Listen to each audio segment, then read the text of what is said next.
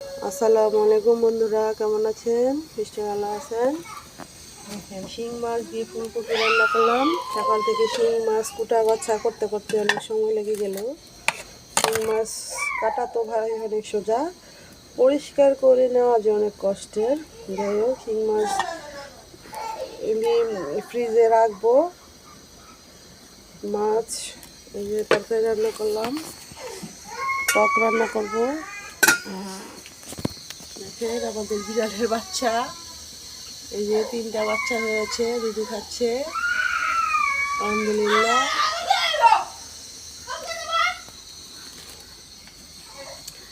কেমন আছেন আপনারা? ভাইটা কান্নাকাটি করছে, বাইরে যাবে ঘুরতে। বাইরে নিয়ে চলো, বাইরে বাইরে ছাড়া আর কোনো কাজ নাই। দেখেন আমি কাজ করছি এখানে, এই যে জামার কাজ, রান্না বান্না করছি, কাজও করছি, ভাইটাকে নিয়ে খেলাও করছি, তাই না? আল্লাহ হাফেজ।